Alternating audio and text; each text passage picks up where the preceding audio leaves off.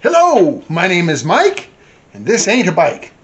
Yeah, I know, it sounds kind of stupid. I'm trying to be consistent, and Mike rhymes with bike. Now, I know some of you guys, subscribe to this channel because you wanted to see me work on motorcycles. And that's mostly what I do, but here lately, it seems like all I've been doing is working on cars. So I do have a line on a couple of bikes that are really, really cheap, and I'm just kind of waiting to hear back from people. Why would you place an ad on Craigslist or Facebook Marketplace and then not respond to questions inquiring about buying what you're trying to sell? I get that a lot. I mean, why do they do that? Anyway, I digress. I do a lot of digressing. We tore into this Buick in the last couple of episodes, and we took the transmission apart right in the car. We took it apart. We were looking for a problem because it would slip a lot, would barely move in a forward direction, and we kind of looked at the main culprits that could cause that: the 1-2 band, the input clutch, and the one-way clutch that's in this system. And we didn't really find anything noticeably wrong. There was a little bit of normal wear and tear, but we didn't find anything definitive. So I'm a little apprehensive here. Anyway, we're going to go ahead and put it back together. I bought the friction components, so we'll replace those, the band and the clutches. But as we go back together, we'll air test it as we go. And if we put it all back together and it still doesn't go, well, then I'll have to hunt down a new or rebuilt transmission. You don't have a lot of money tied up in parts. I got a couple of gaskets, a couple of clutches, and a band. I'm into it for less than $100. So if I does end up fixing it and I do find the problem, well, I'm getting off pretty cheap, cheaper than a rebuilt. And you know what they say, the less money you spend up front, the more money you'll have to spend later. They don't say that? Well, I say that then. And I don't even know what it means. Anyway, we're going to try to put this back together and hopefully we can get it to work. So stick around. Somewhere in a dusty, dirty back alley in western Arizona, not far from historic Route 66, is an old fart trying to cram a square peg into a round hole. He'll work on anything, just as long as it's got at least 2 cool wheels.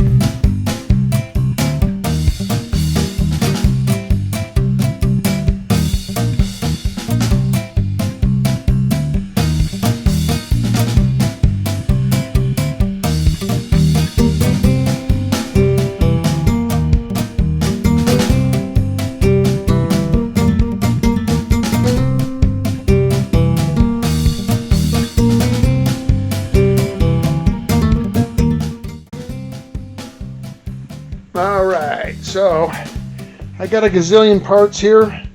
I had it covered up with a towel to try and keep the dust and dirt out. And if you look closely, you'll see, well, it wasn't terribly effective. There's a lot of dust in there. I gotta clean all this stuff up before it goes back together. We have the clutches that we ordered for the input clutch. They're right here. You have some gaskets, some motor mounts, and I have my 1-2 band. So those are the friction components we're going to go ahead and replace and double check with air to make sure they're working properly. We'll put it all back together. Fortunately, none of the gaskets tore, so I didn't have to worry about sourcing those. And then once we get it all put back together, hopefully she'll operate.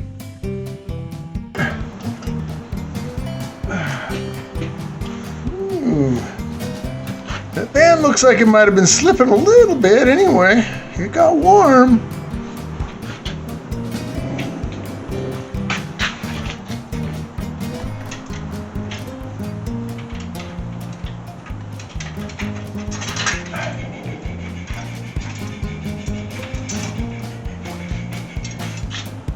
Well, bingo. Just found our culprit. This is why. She wasn't working. So it's a good thing I ordered this. Turns out I was right. It was the band. It's funny, I air checked it and it's holding air pressure and I could see it move, but I couldn't tell that the movement was incorrect. So, new band in it, she ought to roll.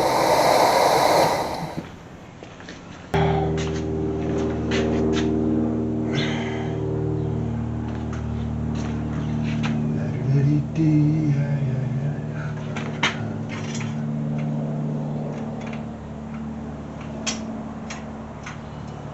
there. Go. Uh-oh. Thrust bearing. Don't use that. Thrust bearing.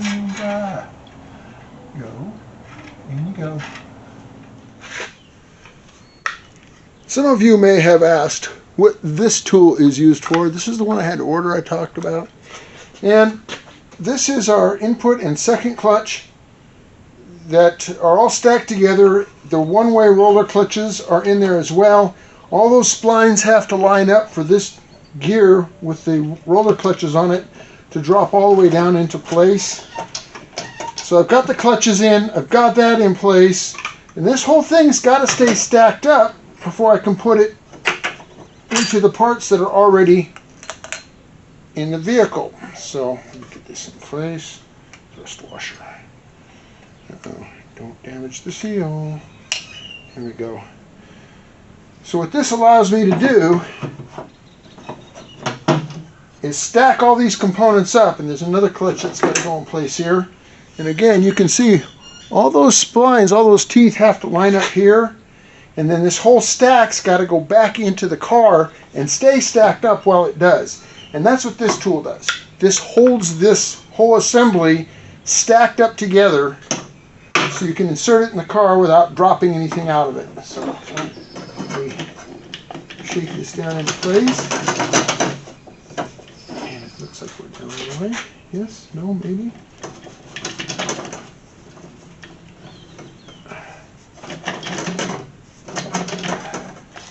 Not quite. Got one stubborn clutch at the bottom. Just doesn't want to line up. Always.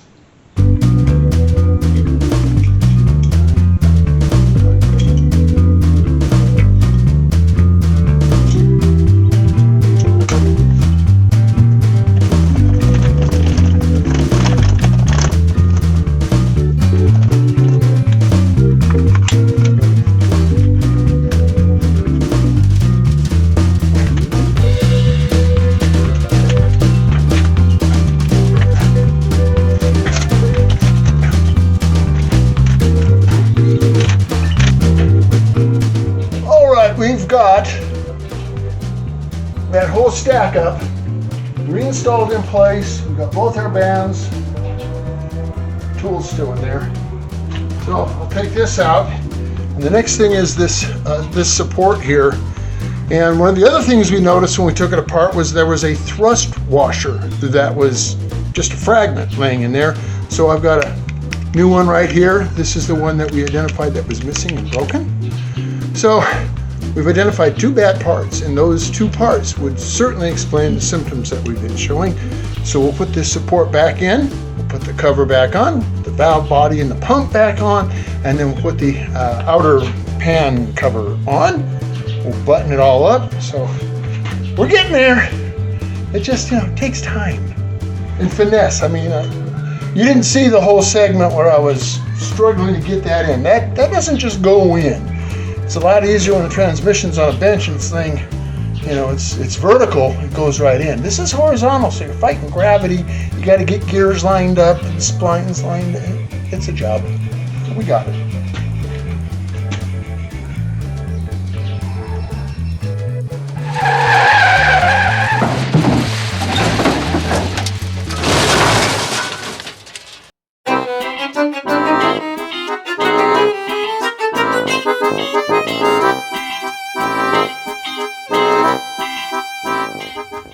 Well, it's been a while since I started this video, and you see the reason it's taking so long to complete is, well, I gave myself the shaft.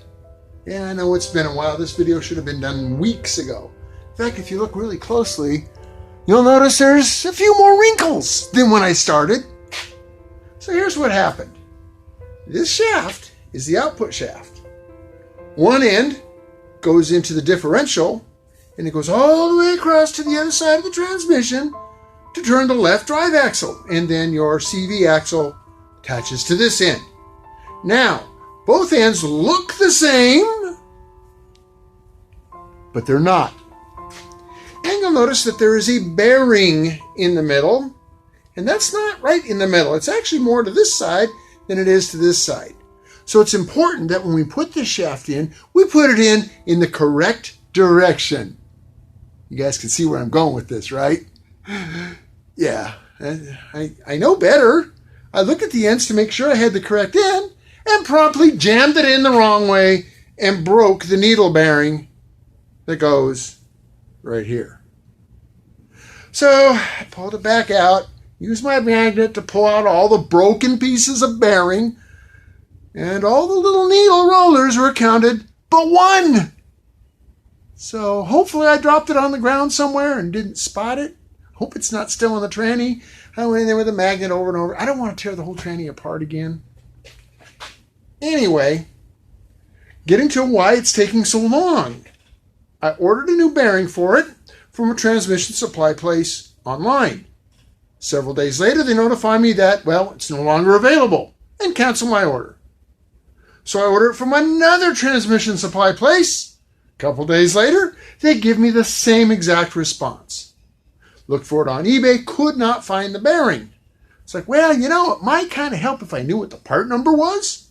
So I went to the local Chevy dealer, and the parts guy was kind enough to look that bearing up for me, give me the proper part number, and lo and behold, there was one on eBay. I just had to have the correct part number.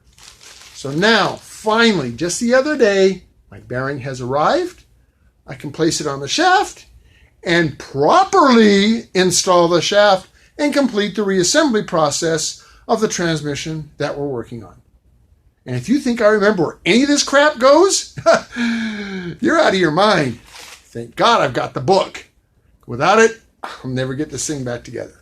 So we'll jump back on it, we'll get it put back together, and hopefully get a little fluid in it and take it for a spin. Now, once the shaft is fully inserted into the transmission, there's a C-clip that must be installed in the differential end of the shaft. There's a very small opening in the bottom of the transmission in which to insert that C-clip. Now, there is a special tool that's used to do that task, to get that C-clip in there, but I didn't happen to have one. And I didn't feel like ordering another tool that's just going to sit around and never ever get used again. Heck, I already did that when I got that clutch stacking tool. I spent $80 on that tool and probably never use it again. Being a cheapskate, I'm not going to repeat that poor decision. So instead, I fabricated my own tool from a piece of aluminum stock. And I used that tool to install the clip, and it actually worked pretty well. And now, since I know I'll never have to use that tool again, well, I can just use it as a piece of scrap aluminum for something else.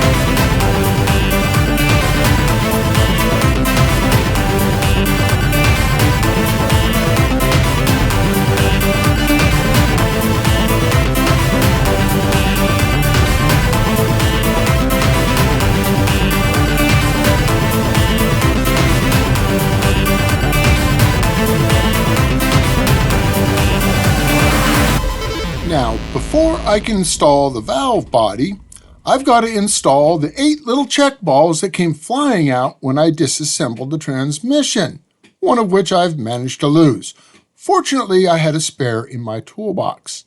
They all go in specific locations in the different passages. Thank goodness I have a map in the manual to help me determine where they go. And then I simply use a little dab of the transmission gel or trans gel to hold them in place.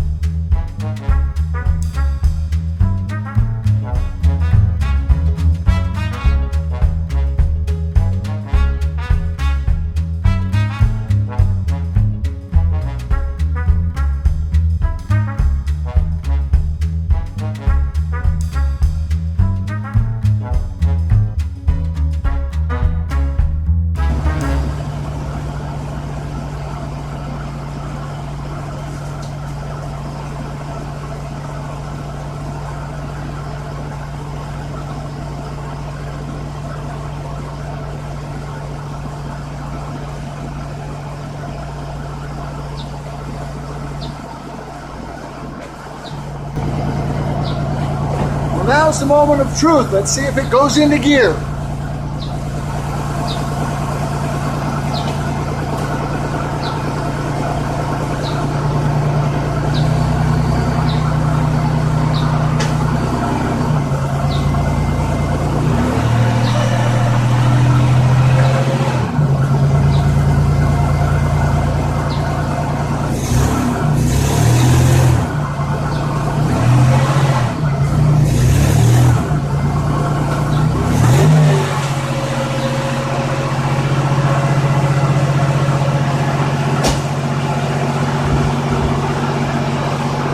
It went into reverse, and it went into drive without slipping. We'll take it for a road test here in just a minute. We'll finish topping off the fluid. Well, here we go. We're going to take it out on its road test. First stop's going to have to be a gas station because, well, gas gauge doesn't work. Now, you guys saw in a previous video kind of a hatchety job that somebody did putting that fuel pump in it. So I'm not really surprised that the gas gauge doesn't work. So I'm not going to take a chance. I'm going to stop, put a couple gallons in it. We'll take it up the road and see if we have all 4 gears and torque converter clutch engagement. So this ought to be interesting. All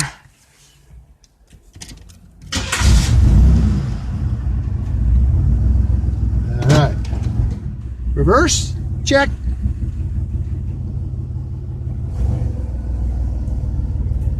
Well, it always had reverse, so that's not, that's no gain. You'll notice all my windows are down. There's a reason for that. It's all the windows are darkly tinted. Guys, I'm one of them weird people. I can't stand tinted windows. Not real dark ones like that. They just, I don't know what the appeal is. I guess if people want to hide in their car, more power to you. Why do I have a brake light on? That's not good.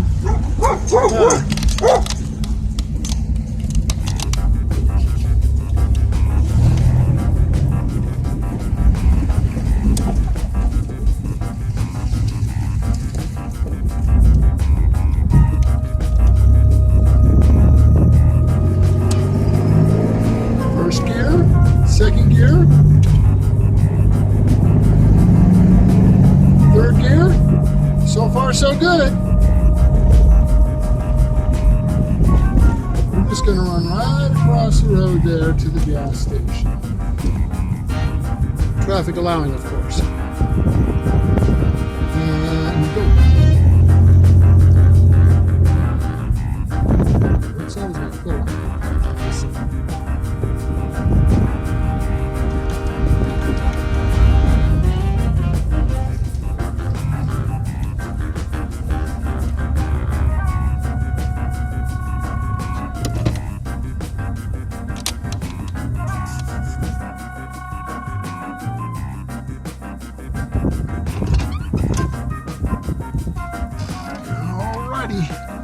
Got a little petrol in it.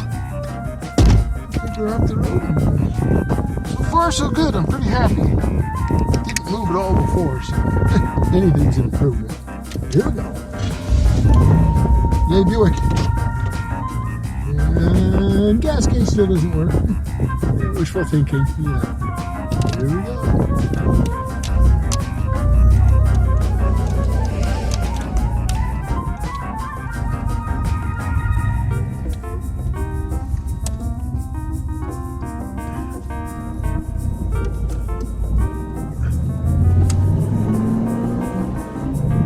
Two,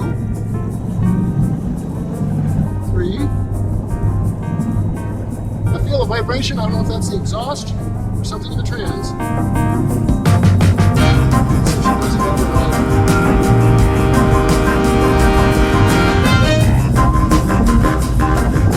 Overdrive.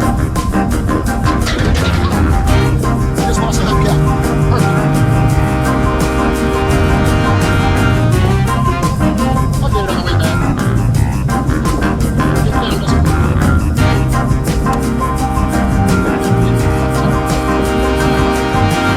Win.